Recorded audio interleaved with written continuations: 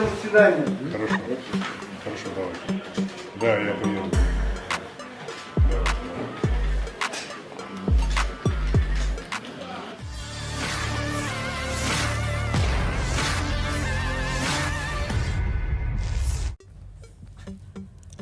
Beginilah tampang pelaku yang diduga penyerang tragedi Balai Kota Krokus yang dibekuk keamanan Rusia baru-baru ini. Terbukti dalam sebuah video yang ramai beredar di aplikasi perpesanan Telegram pada Senin 25 Maret 2024. Dalam cuplikan video terlihat salah satu pemuda yang dituduh menyerang Balai Kota Krokus dibawa ke pengadilan Basmani, Moskow. Diketahui, pria tersebut bernama Delerjon Mirsov yang merupakan warga negara Tajikistan, lapor koresponden TASS. Terlihat bagaimana tampang pria tersebut sudah tidak sehat lagi akibat dipukul prajurit Rusia yang merasa geram.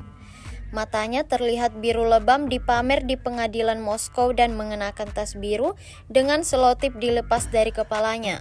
Namun media Ukraina telah merilis pernyataan bahwa itu hanyalah syal biru.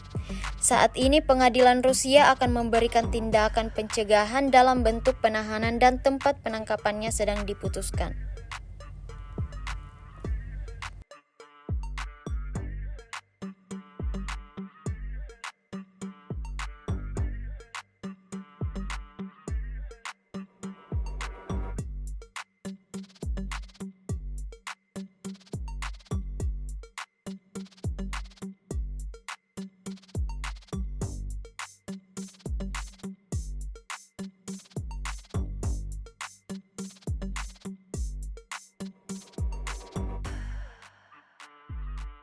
Download Tribun X sekarang, menghadirkan lokal menjadi Indonesia.